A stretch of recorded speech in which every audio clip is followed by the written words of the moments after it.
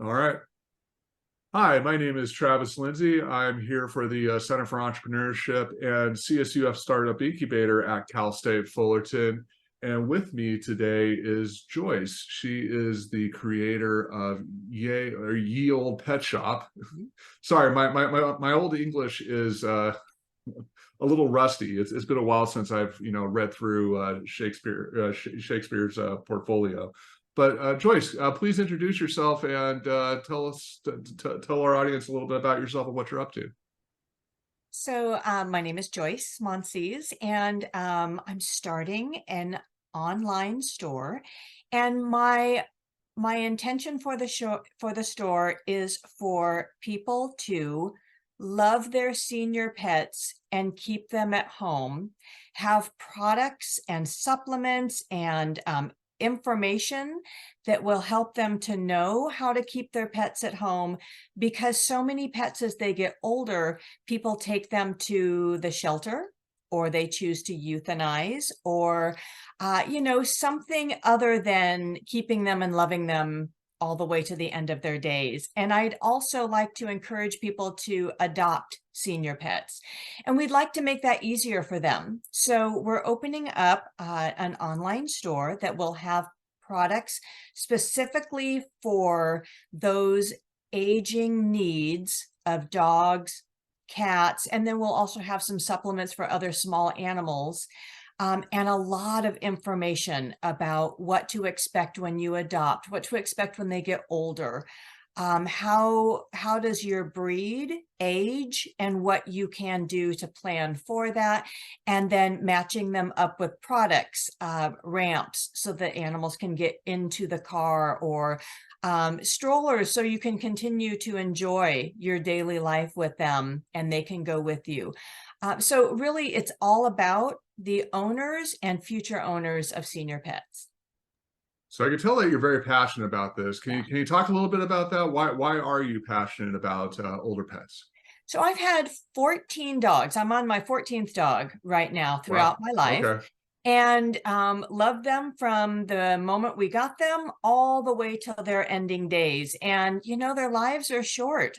For a senior pet, depending on the size of your pet, the years are shorter. And we've always had larger dogs and cats, and we just lost our senior lab and our cat this year. Oh, I'm sorry. We do have, thanks, we do have a rescue dog, and we had her DNA tested so that we could determine, well, what kind of breeds make up her DNA, and what can we expect so that we can help her to also live older lives. And it's really hard to lose a pet. It's hard, but having them stay at home during the whole process is really the most loving way to take care of your pet.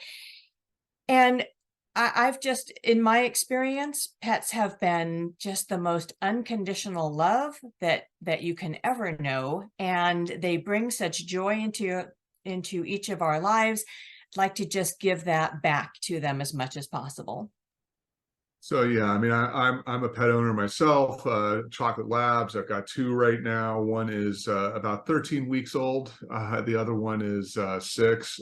They're it's kind of a rocky relationship at the start, as you well know. I mean, the younger one is full of energy all the time, and then asleep. And the older one, yeah, I mean, he's very active. I take him on walks and all that stuff, but they're getting to like each other. So yeah, I mean, I get it. So at your shop, tell us a little bit about all the different products that you have there. So we're going to have orthopedic beds that will have a lot of support, because animals get achy and they start to hurt. And a lot of them have elbow problems, hip problems, back problems. Our mixed breed right now has a knee problem, and she's not even in her senior years and she's already developed a knee problem. So orthopedic beds are perfect for that. Also, warming and cooling products, because a lot of animals need that extra warmth as they get older, but in the summertime, the heat makes them feel even worse. So cooling mats, portable little pools, things that will be able to help them to feel better, elevated beds to keep them off of the hard ground or off of the hot ground, elevated bowls, because an animal that is getting achy to bend their neck down, it's very hard for them. And adjustable bowls can lift as the dog needs it, or the size of your dog, or it can go all the way down to the ground to where a cat is. A lot of cat homes and trees that are short, so the cat doesn't have to make the giant leap up into that, but still have joy. Again, ramps and steps and types of things for mobility, and slings for their backs to be able to help an animal up, supplements so that they can feel better for all of their joints and their hips and things. A lot of different products just to help them continue to go with you and feel better when they're right there in your home. Yeah, all that is music to my ears, because I mean, bigger dogs, different challenges, right? So most people, I would guess that the average size of a dog is probably what, like 40, 50 pounds or less. Sure. Yeah. And so, I mean, my labs have always been at least like 75 plus pounds. They're big dogs. They have leg issues, like you said. I have one a number of years ago that had to have a couple of what was it, ACL surgery. So it tore its ACL, and had to have the sling around it to help it just even walk into the backyard, so go to the bathroom.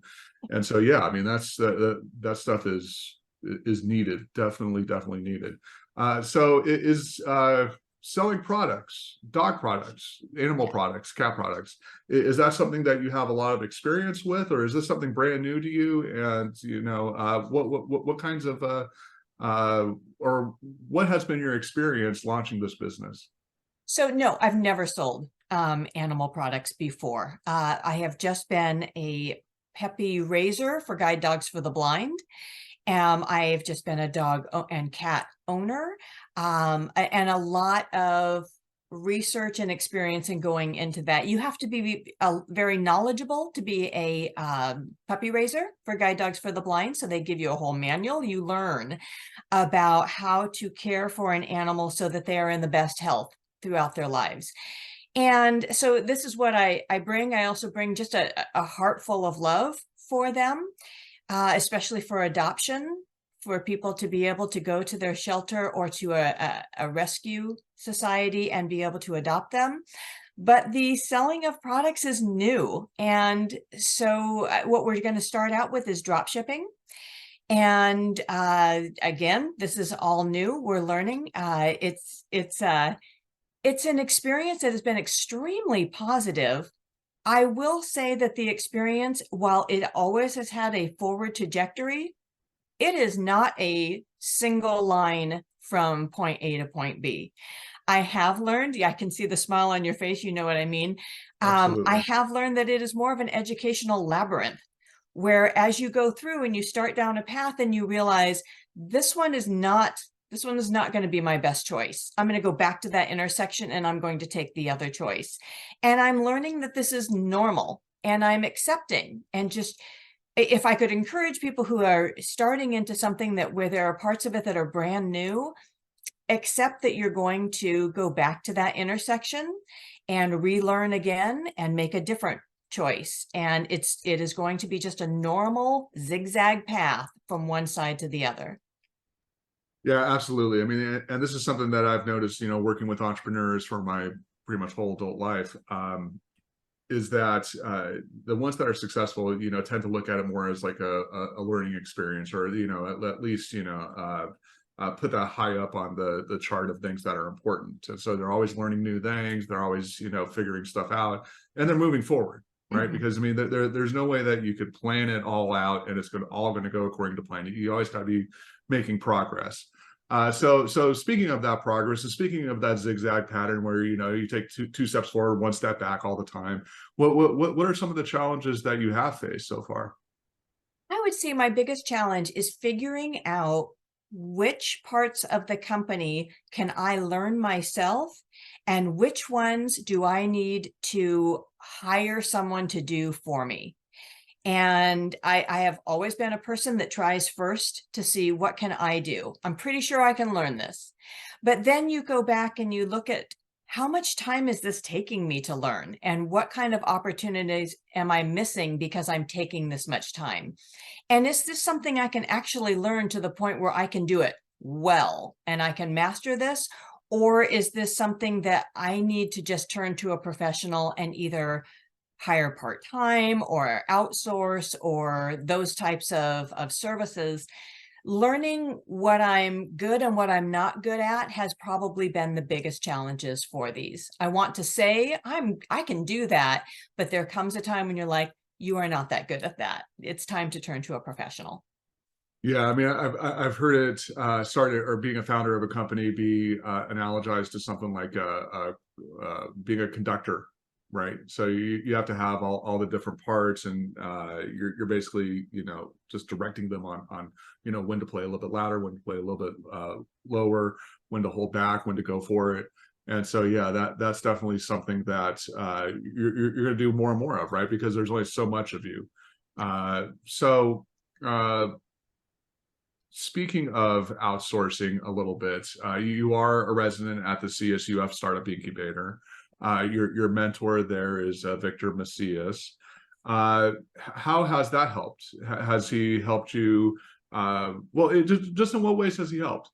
So I would not be where I'm at right now without that program. Either I would be reaching it in 2 years from now, whether I figured it out on my own and gone completely in different wrong directions, or I would not be doing this at all. I would have given up, because I have a group that not only says, okay, you're here, these are the following steps to get you to the next goal. And then these are the following steps. Okay, now start thinking along this line. And they not only give me a structure to be able to follow that I didn't even know that I needed. I really did not know what were the next steps that I should be doing.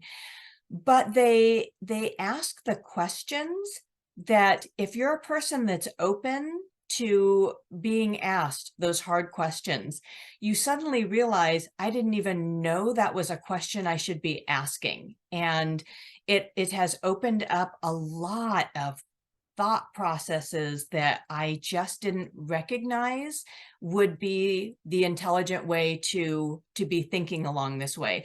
And as an example, we put together just the persona of who is our target audience, who really loves this, what is this person, and everything that I do now is seen through that person's eyes, not through, how does the website look? Okay, well, how does it look good to me, or how does it look good to this consumer that I know is my market? And so those types of things I just didn't realize that I needed. So each week when when Victor and I speak, it is just extremely helpful. And he will validate which parts, yes, this is going well. Question some of the, is this really the direction you want to go to? He lets me make those decisions, but then, giving a lot of his experience in the response, and where should I go, and maybe consider this instead. And it's been extremely helpful to know what direction to take. Yeah, it's always good to have somebody there who's been there, done that. I mean, Victor started a number of businesses. He's just started a new one, Santana Snacks, and so yeah, it's good to have somebody who's there pointing out stuff that you didn't know. It's kind of like a guide, right? I mean, you still got to walk the trail, but he's there to help you walk down it. Speaking of that trail, so what's in store for the future of Ye Olde Pet Shop? How big do you want to make this? So the future depends on what I continue to learn about pet owners of senior pets. And I say that because I want the site to be where they go for answers and where they go to get what they need, and to feel that this is a community that has the understanding and the experience that they are also having. And so as I learn more what they need, I will include more services that perhaps are one-on-one, and maybe some more information. If what they're really looking for is more about adoption, I'll include more about adoption.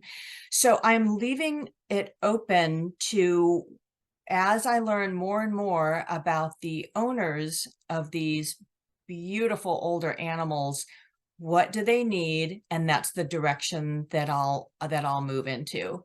And it might be even manufacturing my own products. If the products out there are truly not hitting what they need, I'm open to that. But the sky's the limit when it's your own business. You get to choose, and I love that. I know that. Hey, that's the upside and the downside of it, right? I mean, so you can do whatever you want, but then if you do whatever you want, you might find yourself in bankruptcy court eventually. Worst case scenario. Okay. So final question. This has been great. So you're talking about advisors, how Victor's helped you. Put on your advisor hat for a little bit. Like what kind of advice would you give to somebody, maybe like one of our Cal State Fullerton students, or somebody else who is thinking about starting a business for the first time? What would you tell them? So I would, for anyone, I would say really think out what is the industry and the topic and the people in that industry that bring you joy. And the question that I was asked is, if you had $10 million, what would you do with it? And that is a fantastic question. I would also add a second question to that, would be, if for the next 5 years, you are going to be fully immersed in this business culture, in this group of people, in these products, you're going to be passionately talking about it. What is it that you want to be doing? And who is it you want to be doing in the next 5 years, 10 years or so? If it's something that brings you joy, you will find a way to make that business thrive, and you will make a lot of different changes along the way. But if it brings you joy, it won't feel like that really stressful work that if it doesn't. And I would also say, determine what is your gifts. A lot of people are idea people, and a lot of people are detail people. I use this analogy a lot, and I say Walt Disney was an idea person.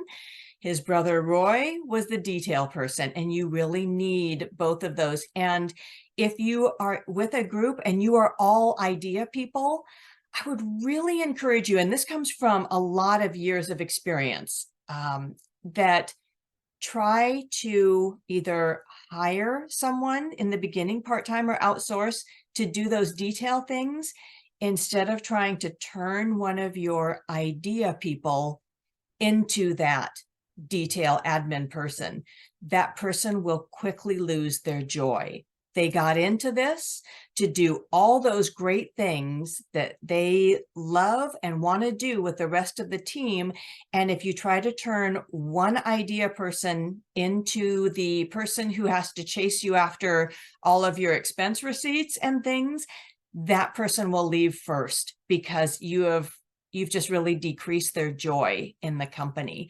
So that's my biggest joy in this, is that I love these pets. I love the animals I've had.